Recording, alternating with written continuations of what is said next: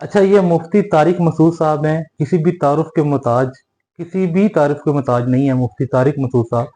इनकी हम मैं एक वीडियो देख रहा था, अभी मैं आप लोगों को भी दिखाता हूँ। मुफ्ती तारिक मसूद साहब ने वजह बताई है कि मौलाना तारिक जमील साहब आखिर बदनाम क्यों हुए, आखिर मौलाना तारिक जमील साहब को इतनी मुश्किलात का सामना क्यों करना पड़ा, आखिर मौलाना तारिक जमील साहब को इतना ज़्यादा यानी मुश्किलात से क्यों गुजरना पड़ा। ये मुफ्ती तारिक मसूद साहब ने बताया, और बताया कैसे है, एक बहुत ही ज़बरदस्त किस्सा मौलाना तारिक जमील साहब के हवाले से बताया इन्होंने, जो कि एक यानी ट्रांसजेंडर के हवाले से है, यानी एक खुसरे के हवाले से है, जो कि मौलाना तारिक जमील साहब से अटैच हुआ। तो मेरे प्यारे अजीज दोस्तों, बहनों और भाइयों, मैं आपको वो पूरी वीडियो दिखाता हूँ, ऑडियो की शक्ल में होगी, लेकिन उससे आपको पूरी की पूरी बात समझ आ जाएगी कि मैं बात समझाना क्या चाह रहा हूँ। तो मेरे प्यारे अजीज दोस्तों, बहनों और भाइयों, आए सबसे पहले हम मिलके ये मुफ्ती तारिक मसूद साहब की वीडियो देखते हैं, फिर हम उसको तफसीली उसकी गुफ्तगू करेंगे, लेकिन वीडियो छोटी सी होगी, तो ये देखें।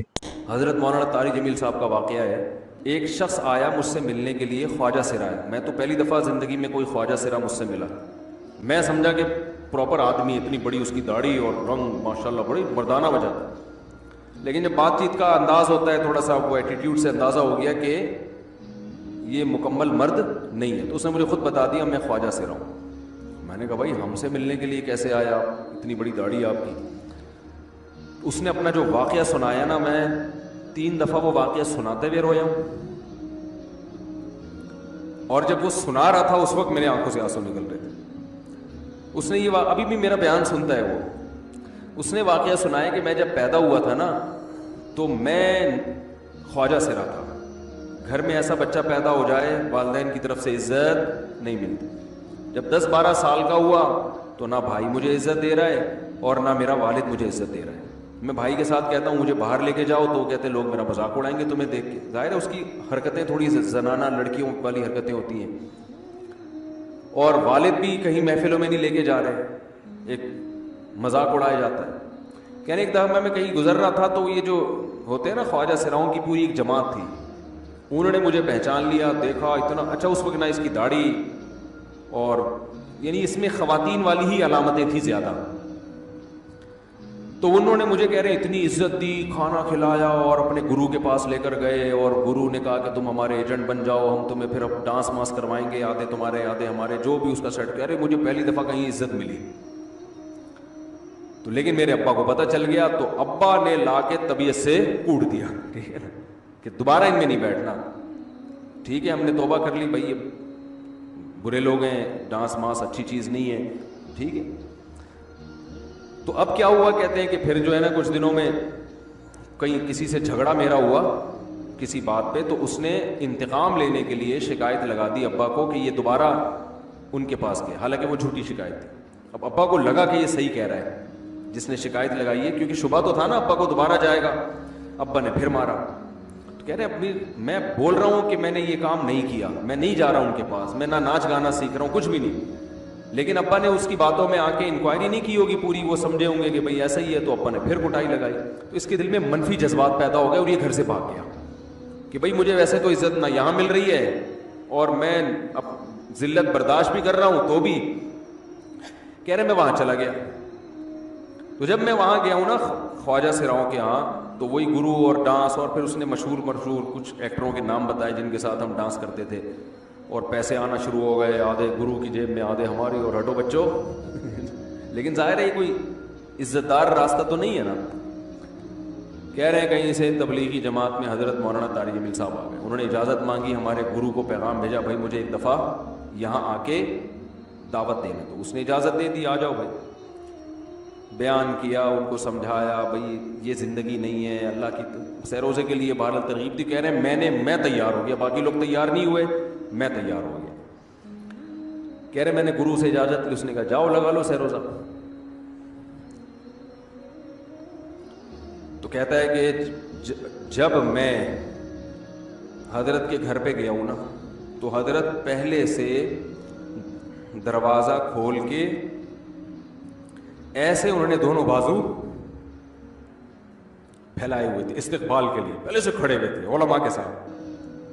कहते इतने मशहूर आदमी, इतनी बड़ी सेलिब्रिटी, और इतने बड़े बड़े उलमा, उनकी पगड़ियाँ, उनके इतना खूबसूरत लिबास, जो खुद इज्जतदार लोग हैं, کہہ رہے ایسے جو ہے نا میرے استقبال کے لیے دونوں بازو پھیلا کر کھڑے ہوئے اور ایسے مجھے بیٹا بنا کے نا اپنے سینے سے لگایا کہ تو میرا بیٹا ہے. کہہ رہے خدا کی قسم مجھے زندگی میں پہلی مرتبہ کسی سے پہلی مرتبہ ایسی عزت ملی مجھے کسی سے, اور اس عزت دینے میں مولانا کا کوئی مفاد, بولو بھائی, کچھ بلکہ ذلت ہوگی نا. لوگ کہتے ہیں خواجہ سرا کو بیٹا بنایا ہے, اور اس وقت تو اس پہ بیچارے میں کچھ زنانہ سی علامتیں بھی تھیں. تو خواجہ سرا کو کیا دے رہے ہیں؟ عزت دے رہے ہیں. کیا کسی تاجر پہ محنت کرو تو تھوڑا چندہ دے دے گا مدرسے کو, ایسا ہی ہے نا. اور کسی افسر پہ محنت کرو تو تعلقات کیا ہو جائیں گے جب وہ دین پر آئے گا. تو اس سے کیا فائدہ ہے اس کو؟ تو باپ ایسے ان لوگوں کو ریجیکٹ کر دیتے ہیں. بھائی اپنانے سے کہہ رہے مجھے یہ اپنا رہے ہیں, ایسے سینے سے لگایا انہوں نے, اور مجھے سہروزے کی جماعت میں اپنے ساتھ لے کر گئے, کھلاتے تھے, بڑا خیال رکھوایا میرا. کہہ رہے اس کے بعد پھر میں نے گرو سے اجازت لی. وہ گرو چھوڑتے تھوڑی, ان کو پیسے ویسے دیے, جان چھڑائی نا, وہ بھی غلامی کی طرح نکلنا پڑتا ہے. پیسے دیے پتہ نہیں کتنے لاکھ یا کتنے ہزار روپے, وہاں سے پھر نکل کے 4 مہینے اس میں بھی خیال کیا. تو پھر تبلیغ کے بزرگوں سے ملا, پھر انہوں نے پورا مجھے بتایا کہ بھائی تم یہ علاج کرو تاکہ تمہارے اندر یہ زنانہ علامتیں ختم ہو. تو وہ علاج کر رہا تھا ماشاءاللہ, اس انجیکشن لگے, انجیکشن میں ڈاکٹروں کی بھی مدد کروائی. یہ ایسی لگایا جاتا ہے. ایک اسٹائل ہے لالو کھیت کا, تھپڑ لگانے کے بعد سوچتا ہے آدمی کہ اس کا ری ایکشن کیا ہوگا.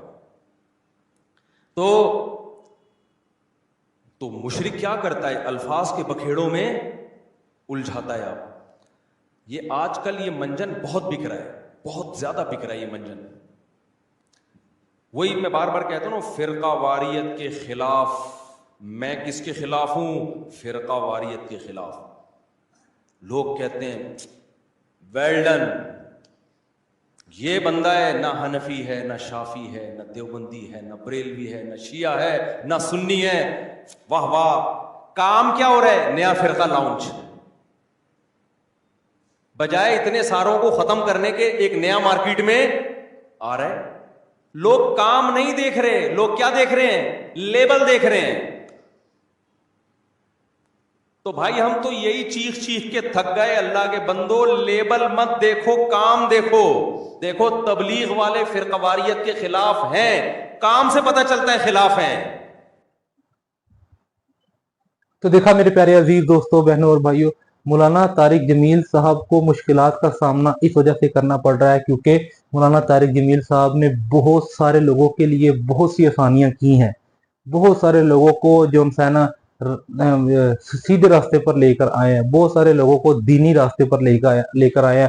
بہت سارے لوگوں کو یہ بتایا ہے کہ دل کا سکون اللہ تعالیٰ کے ذکر میں ہی ہے. اللہ تعالیٰ سے اگر آپ اپنا تعلق جوڑیں گے تو ہی آپ کو دل کا سکون ملے گا. اور مولانا طارق جمیل صاحب کی جیسے ہم نے یہ ویڈیو دیکھی ہے, مولانا طارق جمیل صاحب کی سب سے اچھی چیز ہمیں یہاں پر یہ لگی ہے کہ مولانا طارق جمیل صاحب ہر کسی سے محبت کرتے ہیں. اور یہ محبت کا ہی جادو ہے مولانا طارق جمیل صاحب کا کہ ہر کوئی جو انسان ہے وہ مولانا طارق جمیل صاحب کے ساتھ اٹیچ ہو جاتا ہے, اور مولانا طارق جمیل صاحب سے اٹیچ ہو کے وہ دین کے ساتھ اٹیچ ہو جاتا ہے. جب دین کے ساتھ اٹیچ ہوتا ہے تو وہ آٹومیٹیکلی اللہ سبحانہ و تعالیٰ سے اٹیچ ہو جاتا ہے. تو ہمیں مولانا طارق جمیل صاحب کی ان خدمات کو اپریشیٹ کرنا چاہیے. مولانا طارق جمیل صاحب کو بالکل پریشان ہونے کی ضرورت نہیں ہے, ہم ان کے ساتھ ہیں. اور مولانا طارق جمیل صاحب برباد نہیں ہوئے, بلکہ مولانا طارق جمیل کے ذہن میں اور بڑھ گئی ہے, ہمارے دل میں اور بڑھ گئی ہے, اور ہم ہمیشہ مولانا طارق جمیل صاحب کی عزت کرتے ہیں اور کرتے رہیں گے. جزاکم اللہ خیرہ.